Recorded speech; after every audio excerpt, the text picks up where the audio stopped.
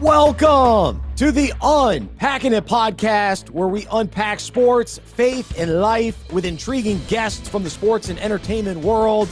This is our interview show, and today we are joined by Fozzy Whittaker, and we are fired up to talk with him today. A lot to get into, a lot going on in college football, and he's got a unique perspective as a former Longhorn and now a part of their broadcast team as well. And so be sure to check out our weekly devotional podcast where we take sports stories, parallel them to life and faith. And so you can check out that podcast in this feed as well. And be sure to check out our website, unpackingit.com. You can find out more about our email devotional. And also, it's that time.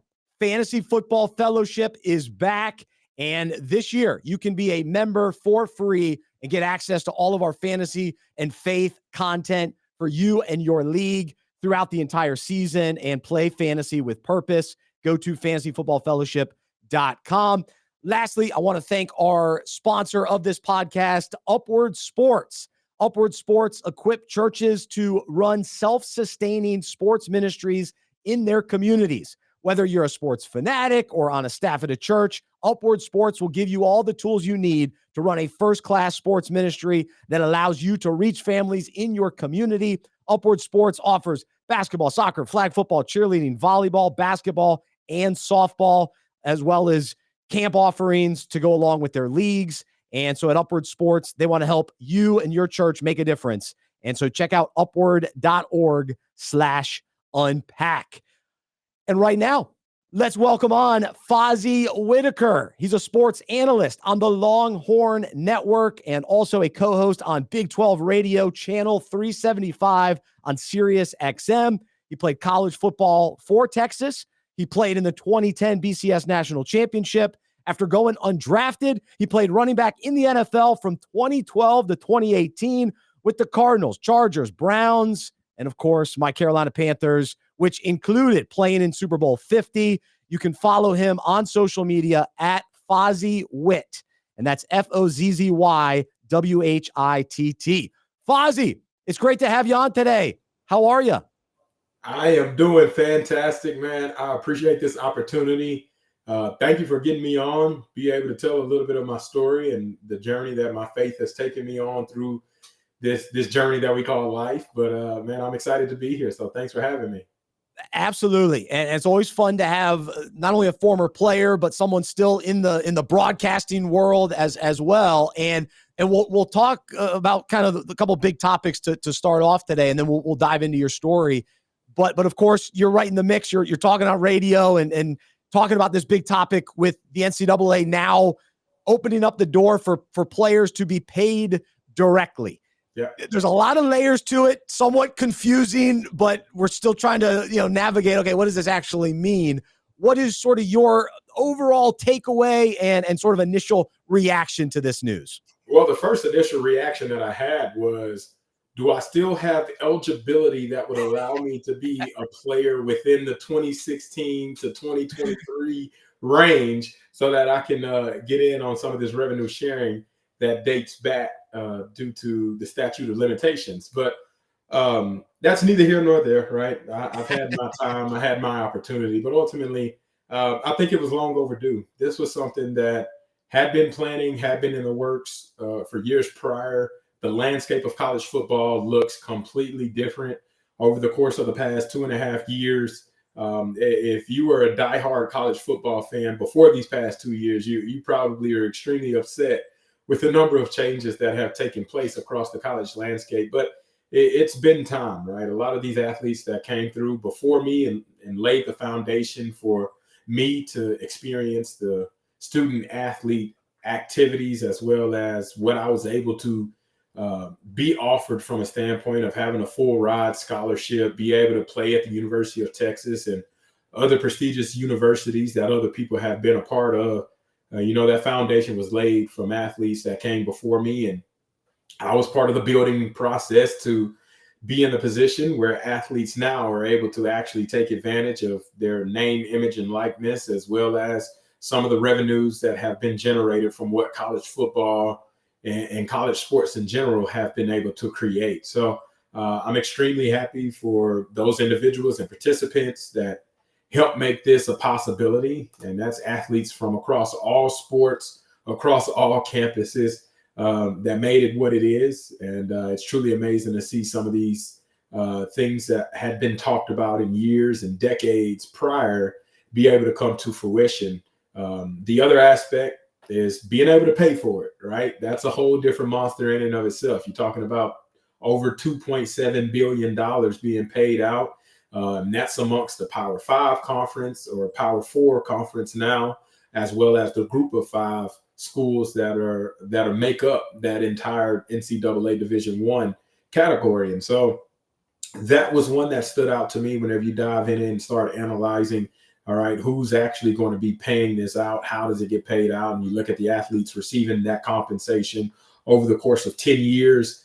It truly is head scratching how it all came together. Surprised all the conferences was able to move on it as fast as they were from a voting perspective, but there's still a lot more work that needs to be done to lay the foundation and the guidelines for what it'll look like for future revenue sharing. But ultimately, I'm actually pretty happy to see that it happened in the time frame that it did, and that players now be able to get some compensation for being a part of generating the revenue for what each athletic program usually brings in, especially from the football perspective. It's fascinating. And yeah, I appreciate your perspective on that. And I remember back when I was in high school writing a paper about why athletes should be paid, college athletes should be paid. So I've been on the bandwagon for a long time, and I'm happy it's finally starting to come to fruition. So it's exciting. The other big thing going on, especially at your school, Texas, all the different conference switching and changing and conference realignment. And so this season, Texas joins the SEC. And so a lot to that move, of course. But are you excited about this? And you're kind of a Big 12 guy too, having played in that conference. And so where do you come out on the big move? I'm extremely excited. I mean, the Big 12 was the foundational piece that allowed me to be able to pursue my college career. I enjoyed playing in the Big 12. Whenever I was growing up watching Texas football, they were a part of the Big 12 conference. And so that's what I knew Texas and Oklahoma to be a part of. But ultimately, whenever you look at where college football has been able to transition, and it's not even just football, but college sports in general, you start to see how the SEC has separated itself, and the Big Ten is part of the separation as well. But the Southeastern Conference, man, it has all the juggernauts all in one conglomerate group. And the SEC has kind of been the pinnacle for football over the past about decade. You look at the number of national championships that have been won in football, and the SEC has a majority of those in this past decade. You look at the number of NFL draft picks. The SEC is usually at the top of the list. If you look at first-round draft picks, the SEC is usually at the top of that list. So being able to add in to the long line of rich history that the SEC has had to offer, I'm excited for what Texas and Oklahoma bring to the table, and particularly Texas with the schedule that they have this year, as well as with the team that they're bringing back. They got a really good opportunity to make some waves and compete for a conference championship, I do believe, in year number one. And obviously playing against Georgia will be a feat and a sight to see for all those in the Austin area. And all the matchups that will follow in years to come with all of the big-time programs across college football and across the SEC. I think it just made sense for what Texas wanted to get accomplished. And so I'm excited for it. It can't come any faster. And it's not just from the football perspective that I really like this SEC move. If you take a look at what baseball and what softball has been able to do as of late, basketball as well. I mean, it's a lot going on with this conference move that will impact not only football, but all of the sports associated with it. And it should make for some really entertaining college sports whenever we start turning on the channel after July 1st, when the actual official move is actually verified and officially taking place.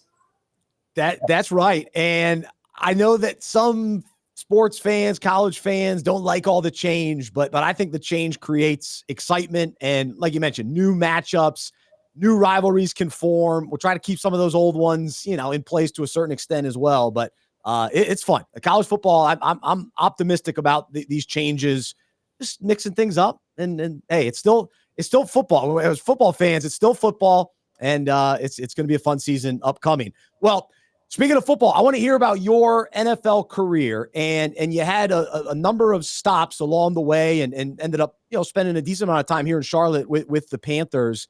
But as you reflect back on your career, and you think about kind of each stop, I mentioned the teams earlier. What was a lesson learned? What was the takeaway from each opportunity that you had along the NFL journey? Yeah, I think the biggest takeaway that I have at 4 different teams that I was a part of is definitely be true to yourself. What got me into the NFL to begin with, let that continue to be my guiding light for what keeps me on that team. And if that team decides to make a change in personnel, and I got an opportunity to play for another team, then continue to be the person that I was prior to whenever I was on that team. And so having that hungry drive factor, being able to understand, hey, I'm going to be one of the hardest workers on the field. No matter when you are looking at me, I'm giving 100% effort. I'm going to put in that extra time to learn the playbook, learn additional plays, learn a different position, be ready for special teams and whatever the case that may be. And just be utilized as a team player and give it my 100% potential and best abilities that I have available. That was constant for me. And all 4 teams, they got that same version of me that was hungry and humble and ready to go make plays and help their team win in any sort of way or possibility that I could. And I think that still stands true with me today and the different endeavors that I'm a part of, whether it's doing a TV broadcast for ESPN or Longhorn Network, doing the Sirius XM radio show. I want to be one of the most prepared individuals. I want to talk about it intelligently. I want to be able to have really good conversation. I want to give it 100%. I don't want to do anything because ultimately you got to come back and do it again. And sometimes you don't get that opportunity if you got to circle around and do it twice. So doing it right the first time is something that my mom taught me at an early age. And so I try to live by that parable and those words every single time that I touch whatever the case may be, if it's football and athletics, or if it's, doing the analyst role for ESPN or Sirius XM, I want to be able to put my best foot forward and give it 100% and be prepared for the moment in hand. Well, following your career, you got into broadcasting pretty quickly. At what point did you know that was the route that you wanted to go? And how did that process work out for that to all come together? Yeah, it actually started while I was at Texas. The University of Texas had the Longhorn Network be incorporated into their TV deal in 2011, which was my senior year at Texas. It was with ESPN. ESPN had an entire crew dedicated to following the Longhorn sports community. And that was all sports. Obviously, it was driven a lot by football because of the media attention and the national attention that we had garnered. But it covered all sports, which I thought was a unique and cool opportunity. And it wasn't necessarily the first network of its kind, but it was cool that I was able to be a part of it and how ESPN was able to broadcast it in the way that they were. And my senior year, I was one of the team captains. And so some of the opportunities that were afforded to me allowed me to have a little extra behind the scenes opportunities to see what really went on at an ESPN studio. And I remember vividly the producer, Andy Wall, she was one that wanted to create a segment, a 30-minute segment about the number of pets that I owned while I was in college. And we call it Fozzy's Wild Safari. And we went and they got to showcase, some of the different exotic animals that I had, some of my traditional style animals as well. And man, I thought to myself, I said, man, if this is what it's like to be able to have the opportunity to get the background information, to have all of the equipment available, to be able to go on set, on studio, talk comfortably about some of the things that I wanted to talk about, well, maybe this is an opportunity for me to get some awareness about what it means to be an analyst for ESPN, get some opportunities to showcase what I can do from a public speaking perspective, put my undergraduate degree to work, which is in corporate communication. And so I took a lot of communication courses while I was working on my graduation. And so those studies would help translate to what I am and what I do today. And man, it was a dream come true. And ever since my senior year, the relationship that I was able to build with Andy Wall as well with Lowell Galindo, who's the host and still was the host throughout the entire time through 2011 until now. I have one of the best relationships with him that I ever thought I could have imagined. Never in a million years would I have thought 12 years later it would have meant I would work for ESPN and Longhorn Network and be, a colleague of Lowell Galindo and have my boss be Andy Wall and be able to talk with her every single week and doing the thing that I love to do, which is talk about football, be around football, talk about the plays that are happening, understanding the plays, be able to watch young individuals grow into young men, and then put, their athletic abilities on display for their team. And so it was a dream come true and an opportunity that I felt like I had to seize. Any time that we had a bye week or the off season, Andy always said, I had an open opportunity to come in and check things out and, do some interviews for Longhorn Network. And I made myself available every single time. And that eventually steamrolled into me doing some pro days, since it was during the off season. Pro day usually was held in March or April. And it typically took place before I did OTAs, and that allowed me to come on set with Lowell Galindo and host a couple segments with Lowell about Pro Day and what I've seen from some of the young Texas individuals and how that may translate. And then the Pro Days turned into, on a bye week, if I'm at home, being able to fill in for a couple segments during the pregame show for Texas's next game. I was able to do that. And I remember vividly my first show was Texas playing on the road against Texas Tech. And it was an absolute shootout. The score ended up being 63-56, and Texas had to make a hellacious comeback. And there was some high-flying touchdowns being performed at the back of the end zone. And that excited me. I was like, man, if this is what it's like every single time I get to be able to cover a game, like I need more of this. This is what I'm used to. And so that opened the doorway to allow me to expand my role once I finished retiring from the NFL, to be able to do it as a full-time gig. And the weekly preparation is similar to what it was like for me in college as well as in the NFL, right? Learning about schemes. How does an offensive coordinator call his plays? Same way with the defensive coordinator. Who are the guys to look out for, the standout individuals? What about guys that are going under the radar, unnoticed? How do they impact the plays, right? Even taking into special teams into account. And then just some of those five-star guys that haven't necessarily played a snap yet, but they have all of the following and the hype surrounding them. And man, that just it immersed me into what it means to be a college football analyst. And man, I can say I truly have one of the best jobs in the world, because I'm doing what I love to do, and I'm getting paid to do what I was already going to do, which was talk about college sports. So that's how it came hand in hand. And I really owe a lot of my success to number one, God giving me that opportunity, and for me being in the right spot at the right time at the University of Texas. And then number two, Andy Wall really showing me the ropes, Lowell Galindo telling me how things happen, and then maintaining that relationship for over a decade, and them sticking their necks out and saying, hey, this guy, he does it the right way. He does what he's supposed to do. Whenever he talks, he knows what he's speaking about. Whatever they want to say, right? I wanted to make sure that I did right by the words that they were explaining to other individuals about me. And then I owe a lot of that success to what they've been able to teach me, and the high praise that they've been able to shed on to me. And, I don't even view it as pressure. I view it as another opportunity to hopefully prove them right whenever I do get that chance. That's awesome, man. What a great story. And actually, Lowell Galindo, I met him when he was at ESPNU. Yeah.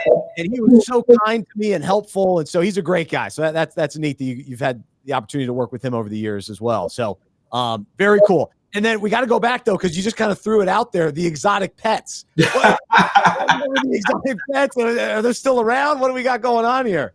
I do still have pets around. At the time, my senior year in college, man, I was wild. I had a Savannah monitor lizard that I named what was it? Godzilla, because I had to just make it translate. I had a bunny.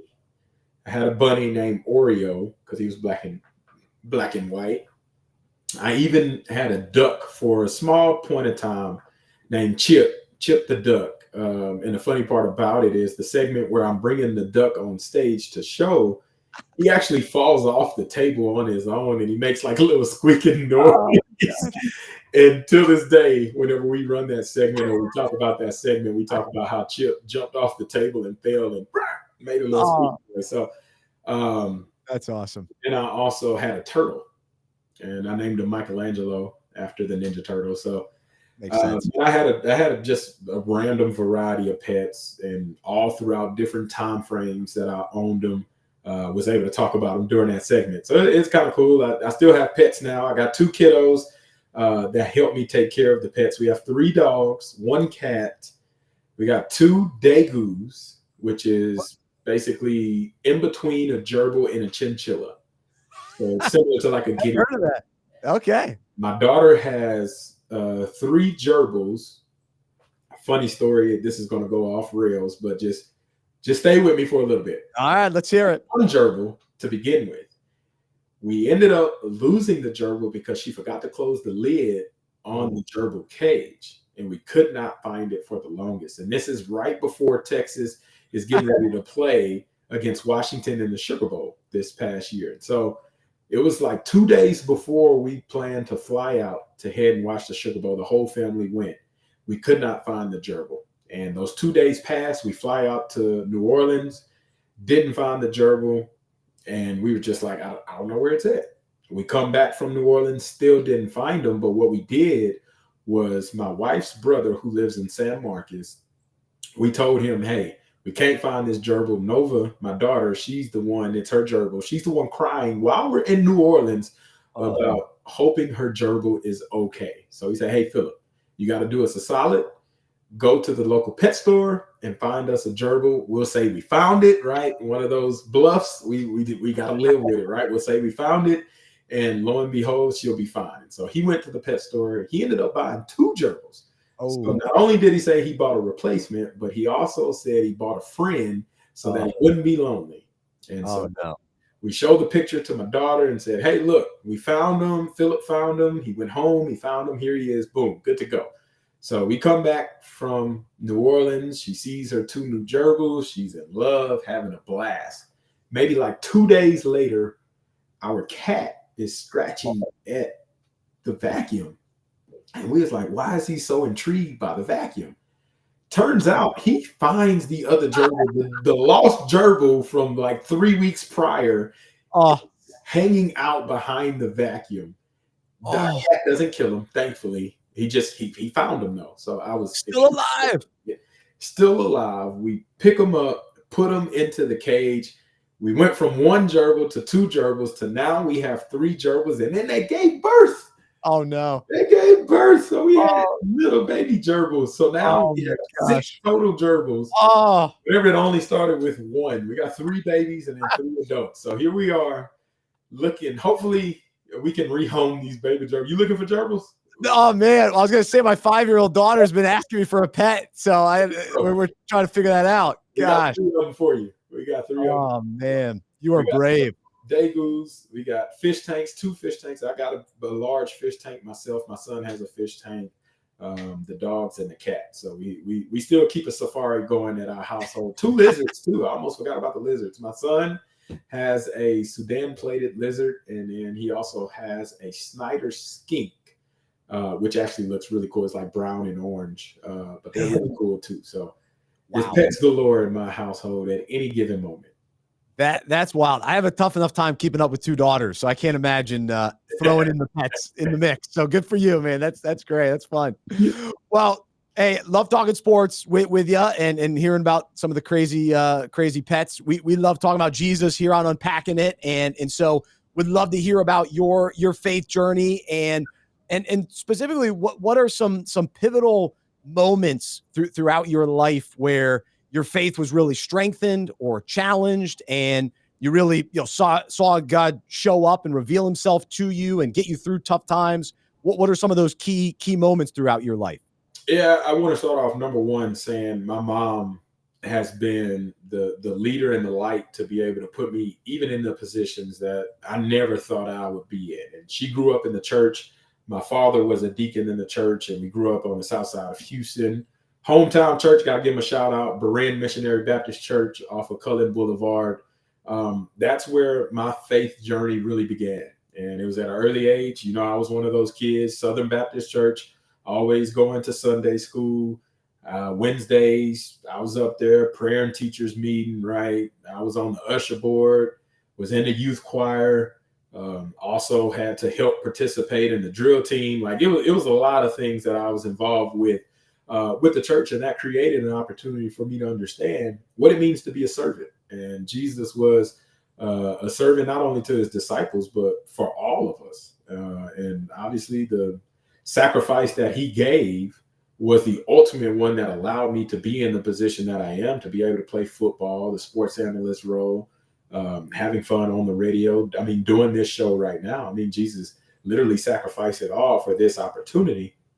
And I started to think as I got older in my faith journey, well, if Jesus could do that, if Jesus could wash feet, if it wasn't too good for Jesus to do, then why can't I not be a person that follows around the teachings and what Jesus had taught? And so that was all instilled in me at an early age from my mom, being able to go out and feed the homeless downtown in Houston, in Fifth Ward in Houston, going underneath bridges and helping, pass out blankets in the wintertime, creating some chili and helping pass out sandwiches and trying to just be selfless, be a servant like Jesus was. And that mindset stuck with me all throughout college as I participated in FCA in high school and college. Created our own Bible study group in college amongst the football team and other athletes. And I think the growth of that was really special because usually in college athletics, you are with your team like 90% of the time. That other 10% is your kind of social life, you're in class, and even a lot of the classes you have some of your teammates right there with you. But then being able to share some of the same kind of problems or some of the same issues that are ongoing and current events that are happening with fellow athletes that may not be in the same sport as you, but having similar experiences was really cool. And being able to create, our kind of athletic prayer group was something that I was glad and proud to be a part of. And I can say that my faith grew in those moments. Whenever I went off to college, I was on my own. Was I going to go to church by myself? Would I be forced to, read the Bible on my own, right? I didn't have my mom there to say, hey, let's get up for Sunday school. Let's get ready to head to church, right? I had to make that conscious decision myself. And the foundation that she laid to me allowed me to really enjoy that. I found my church my freshman year, right? Greater Mount Zion in Austin, right? Pastor Clark was there and still is there. Enjoyed my opportunities there. A lot of people from school went there as well. And that just continued to grow my faith as my own individual and as my own identity. And I can say if I didn't have that foundation along with my experiences leading up to my senior year in college, I wouldn't have been able to bounce back from the injury that I sustained that basically unfolded my NFL career. And if you don't know, my senior year at the University of Texas, we were playing against Missouri. I catch a toss off to the right. I'm getting ready to put my foot into the dirt to be able to go up and create some yardage. And I plant my foot, my knee buckles. I ended up tearing my ACL, my MCL, my lateral meniscus, and had a medial microfracture. That's all basically professional doctor terms to say I really messed my knee up. And so it took a long process and a journey to be able to overcome that. And the only way that I was able to overcome that was, number one, having faith in God. And I can say that my faith has never been stronger than in that moment. But it was time of turmoil where I questioned, am I supposed to be in this position? Am I supposed to be going through this hardship right now? I was having the best season of my college career, which was my last year. I was having the best opportunity to get ready to get drafted, to play in my ultimate goal of what I had been striving so long for since I was a young kid, to attain my dreams of playing in the NFL. And I was this close from attaining that. And, everything gets cut and taken away from me November 12th, 2011. And I'm just like, why is it me that has to go through this? I've been counting the receipts, right? I went to church. I created my prayer life. I've talked with you. I've shared things, right? I'm not perfect, but I made sure that I was, whenever somebody looked at me, they were proud of what they saw. They were proud of who I was. They were proud of who I had become. And man, I had some serious doubts about, where I was supposed to go next. Should I continue pursuing football? Should I try to find a real world job? I didn't get drafted that April. Like, that was something that before my injury, there were agents telling me, hey man, you're performing. If you keep performing the way that you are, you can possibly be drafted as high as the 3rd round. And hearing that, I was like, oh man, cool, let's keep it going. I get hurt. I literally only had 2 agents that still contacted me. One named Mitchell and my other named Jerry. I ended up going with Jerry, but those were the only 2 guys that literally stuck with me once my injury took place. I didn't even know what the recovery process looked like, didn't know when I'd be healthy to contribute to a team. Went to the combine, didn't have an opportunity to participate. Went to the combine recheck, didn't participate because I was still injured and recovering from surgery. Didn't get to do my pro day. And these are all things that I had dreamed of doing whenever I was a young boy. And so not getting that opportunity, and then eventually, leading to the draft, 1st round happened, 2nd round happened, 3rd, 4th, 5th, 6th, 7th, no call. And I don't even get a call to be a priority free agent or offered a free agent deal once the draft has ended. And so to me, I felt like all of the things that I had worked so hard for, all of the things that I had prepared for, all of the early morning workouts, all of the late grind sessions at night, all of the times that I did things on my own when nobody told me to do that, I felt like it was in vain. And I just kept questioning why, am I supposed to go through this? Is this supposed to happen? And I was reminded by my family that everybody's path to success looks completely different. Everybody's path, whether it is successful or not, is completely different. And man, I had to learn that in that moment. I cried myself to sleep the night after the draft. I was hurt. My mom comforted me. My girlfriend at the time, who's now my wife, she comforted me. And man, if I didn't have my faith in my family, I don't know where I would have or how I would have responded, where I would be at or how I would have responded. And so my mom and my wife just reminded me, hey, just follow the plans that God has for you. And so I had to reconnect with God that next day, right? That night I was angry. And that's understandable. If you read through the Bible, people get angry. And people get angry a lot of times. And I was angry, frustrated, upset, confused. There was a lot of different emotions going through my body.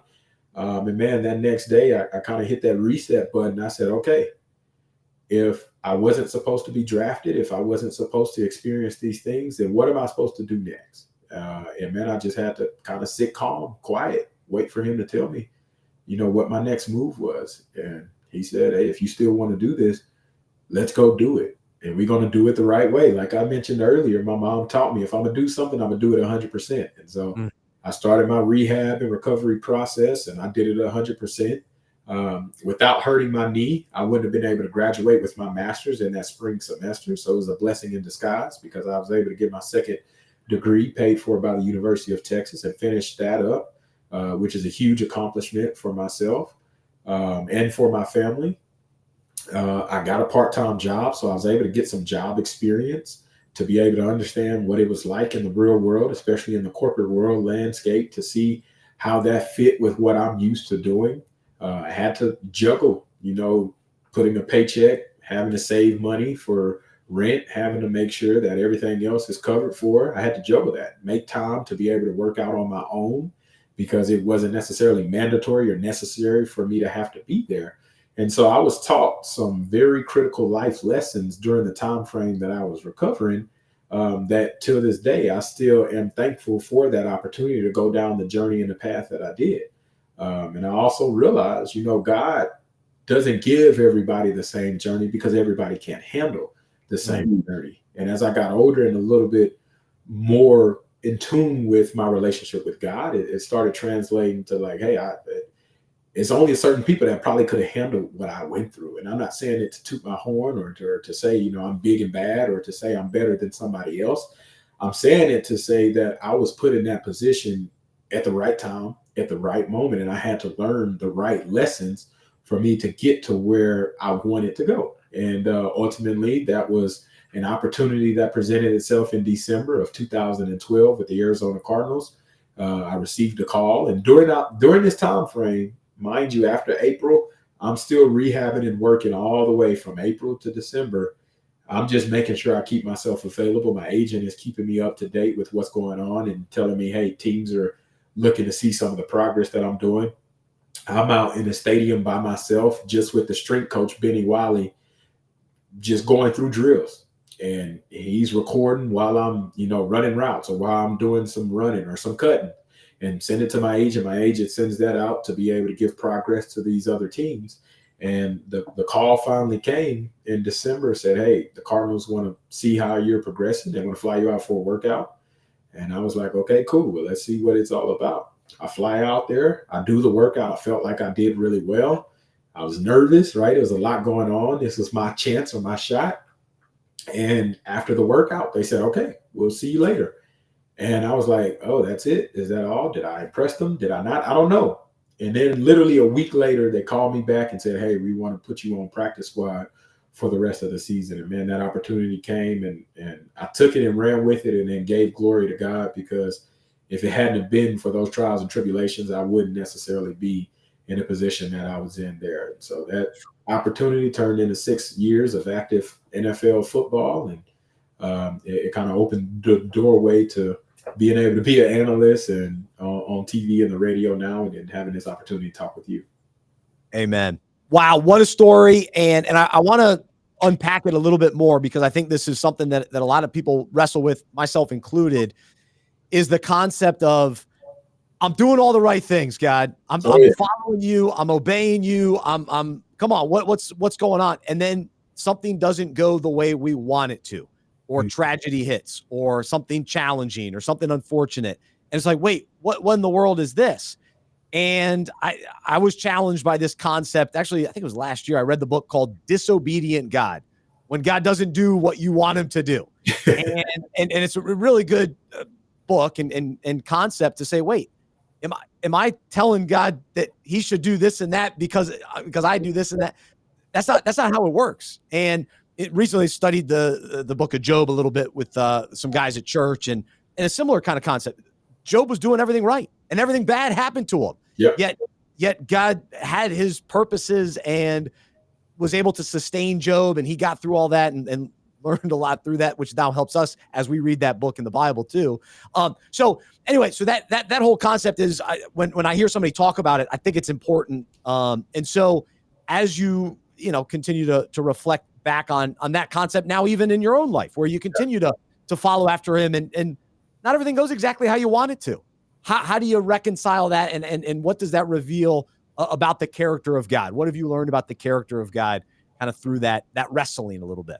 Well, first thing, you got to make sure that your prayer life is on point, and the conversations with God, whether you feel like it's unnecessary or not, like it means everything. At least from my perspective, that's how I was able to create the situations that I felt like I was in one position. It was viewed as a bad outcome, but then I have that conversation with God, and I sit and I pray on it, or I just say, thank you for this opportunity. And I'm able to shift the way that I think, the mentality prospect or aspect of it. The mentality shifts the way that I view the situation. It's not necessarily that I got to do this. It's I get to do this. And changing that attitude. And it's funny because I wrote a quote early on the board at the gym that I'm at. And it says, happiness is an attitude. And a lot of people are unhappy in their lives. And sometimes they just got to shift the way that they think to be able to experience some of the happiness and joys that they're searching for. And so I start thinking about ways that whenever I go through trials and tribulations or struggles, right, how am I viewing it? What perspective am I viewing it from? And then if I can shift my mind to say, okay, this is a hard time right now. What can I gain from this situation? No, not what I'm losing, but rather what do I gain from it? What's the positive outcome whenever it's all said and done? And I think that's what ultimately has allowed me to grow from my horrific injury and learning how to deal with, failure or rejection. and then having the opportunity to go do it again and repeat the process from a standpoint of, okay, now you got another opportunity. How do you respond whenever this opportunity is ahead of you? Well, take advantage of it. Change your mindset, change the way you view it, and say, hey, I'm gonna make sure that I learn something from it and I have a positive outcome. And so that's where I start with it, with a prayer, and then with the mind and the way that I think about it. And I think ultimately, by being able to have, clean thoughts, or to have thoughts that are more clear and concise, it allows me to see kind of the end road a little bit better. Not saying it's easy to go through the road, not saying you're going to be happy about what you go through or won't experience different emotions throughout that time frame. It just allows me to know that what I'm going through is not necessarily all in vain. And if I can take something positive from it, that allows me to be a more complete individual, or a more positive individual moving forward. And if I'm looking at it and people say the glass is half empty or half full, I'm an optimist by heart. I'm an optimist by mindset. I'm an optimist just in general, because I feel like the Bible says, everything is a plan for you. God has already laid out my path for what I'm going to be. So if it's already laid out, then I might as well enjoy that moment. And so I'm going to live as it's my last day, but I want everybody to look at me and be like, man, that he was truly happy. He truly enjoyed himself. He truly knew what it meant to have joy in his heart. And so that's where I kind of look at it, and it may be a long roundabout way of an answer of what you're looking for, but prayer starts it, and then my attitude finishes it whenever I go through it. And hopefully at the end of the day, it allows me to grow, and I learn something positive from those different instances that I was able to be a part of. Man, no, it's powerful, and yeah, and I hear it in your voice too. It's the humility that's needed as well, to say, all right, God, you're with me. I'm in this situation, and you know how this is going to work out. You know that there's good that's going to come from it. Help me to see it. Help me to trust you and get through this. And I need your strength. I need your comfort to get through. And so hopefully that's encouraging to people listening today, because it may not be a knee injury, a horrific knee injury, but it's something. It's bad news. It's a bad situation that happens to all of us. And it continues to happen throughout life, especially as we're following Jesus, as we live this life of faith. The challenges come. It's part of the growth. And so I love what you say about the joy. That's why James talks about, consider it pure joy. We face trials of any kind. Do we really believe that? And it's not just a cliche, but it's a truth, and something that we can embrace. And it is hard. The challenges are hard, but I'm encouraged by your perspective, Fozzy, and appreciate you sharing about that. So it's but it's good for us to evaluate and in many ways prepare too, because maybe in this current season, maybe we're not going through something major, but it might be right around the corner. And to say, all right, how's my prayer life? Where's my joy? Am I enjoying life? Am I enjoying Jesus for who he is and all that he is in my life? And then when the bad news comes, the tragedy hits, the challenges come. All right, God, I'm looking to you. I don't like it. I don't understand it, but I'm looking to you. So that's it's all good stuff. So thank you, Fozzy. It's awesome. I appreciate that. Thank you. Yeah, no, thank you. And I'm speaking to myself too, because I got to remind myself over and over. It's a constant thing. I always speak to myself too. Don't get it. Here's another analogy that I learned while I was in college too. And you think about it, since we're talking about sports and faith, right? If you go from the sports perspective, right, the coaches usually are coaching up players that have the potential to be better, right? Let's say you run in a route and the route isn't up to the coach's standard. If the coach sees something in you, they're going to go over there and coach you and say, hey, you can do this better, you can do this better, because they know what the results can be whenever you actually do that.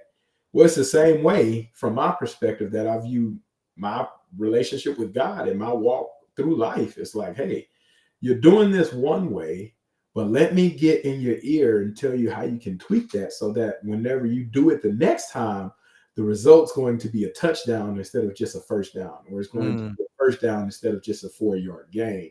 And I've taken that with me since college, and man, it means so much to be able to put it into a terminology or an analogy that I can understand, and something that I'm so close with from a football perspective. It just makes sense, right? It just makes sense. All right. If he coaching me, then I need to be coachable and I need to learn from it and then implement it so that I can have more success the next time that opportunity presents itself. Amen. Amen. Continually becoming more and more like Jesus. So it's the tweaks, it's the changes, it's the transformation. So I love the parallel. That's great. We're all about parallels here at Unpacking It. So that's a good one. So we might have to steal that one. I like it. I like it a lot. So, well, Fozzy, let me wrap up with a one final sports question, because as a Panthers fan and as a former Panther yourself, we got two Texas guys coming to town ready to contribute to the Panthers this season. How excited are you for them, and how do you see their fit with the Panthers? I'm extremely excited. Starting off with the running back, JB, Jonathan Brooks. He's absolutely special, right? I know he experienced a knee injury. He had an ACL, similar to the situation that I was in, had his last season cut short, his final season in college. Extremely talented. The thing that stands out to me, and I kind of compare him to a runner like Arian Foster, is because he's so patient.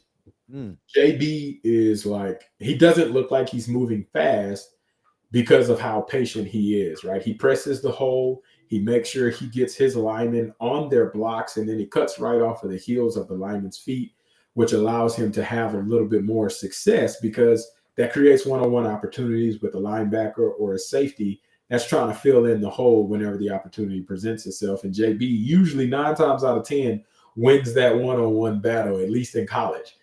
So if he can do those same things at the NFL level, considering what the Carolina Panthers have already done this offseason to help bolster that O-line, to help with the run game, to help protect Bryce Young as well, and with the other cast of running backs that are currently on the roster, then I can see some big opportunities for JB to create an immediate impact once he creates that opportunity from being healthy and then going to go get it. And so he has, every potential to be an every down back. He has every potential to be one of the best backs on the team and possibly within the conference and in the country, just because of how smooth he is.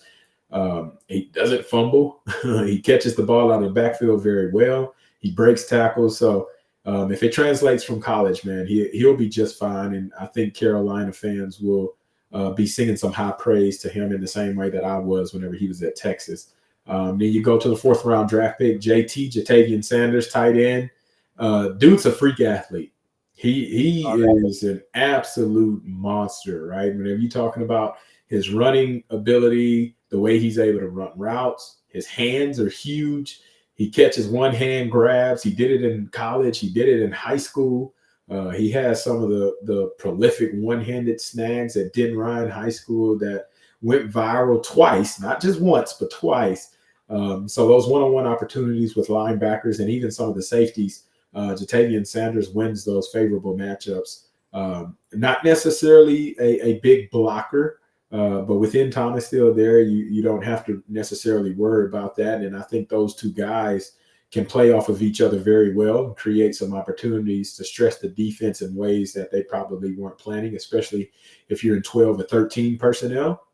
But Jatavian, he's going to find a way to be able to catch the ball and provide those right? The yards after catch. He's going to be that guy, be explosive. And I think ultimately that's kind of what you need to be able to add more to what Bryce Young is looking for, right? Give him an outlet at the wide position. Whenever Cam Newton was playing quarterback and I was on the team, Greg Olsen was the guy, right? Now, Greg Olsen is in a league of his own, right? He's top tier. He's Hall of Fame. He's doing exactly what he needs to be doing as well. But Jatavian Sanders can be an outlet for Bryce Young in a similar fashion, the way Greg Olsen was for Cam Newton. That's what we like to hear, because we've been waiting for that tight end since Olsen left, just that consistency catching passes. So I'm excited. I was happy with the picks, and so glad to hear your positive perspective on them. So good stuff. Well, Fozzy, man, so great to have you on the show. Appreciate you sharing all that you did, and this was a ton of fun. And wish you the best with the upcoming season and all the work that you do on TV and radio. And so enjoy it. Enjoy all your animals, plus your kids. Enjoy the summer. And we'll have to do this again. Thank you so much. Absolutely, man. Thank you so much. Have a blessed one. You too. Absolutely. There's Fozzy Whittaker joining us here on the Unpacking It podcast and encourage you to check him out on social media at Fozzy Whitt, FOZZYWHITT. And a lot of fun to have Fozzy on. I interviewed him when I was doing local radio in Charlotte when he was still on the Panthers. So he was awesome then, and glad to have him on all these years later, especially now talking faith, and what an encouraging conversation with him. He's Fozzy. I'm Bryce. That's it for today. Thank you so much for joining us. I'm a sports fan who follows Jesus. I believe in the good news that he died on the cross for my sin. He was resurrected, and through faith, I've been saved by his grace. I hope that is true for you as well, and I hope you'll join me as we live life as sports fans who follow Jesus together. Have a great rest of your day, and we'll talk to you next time right here on the Unpacking It podcast.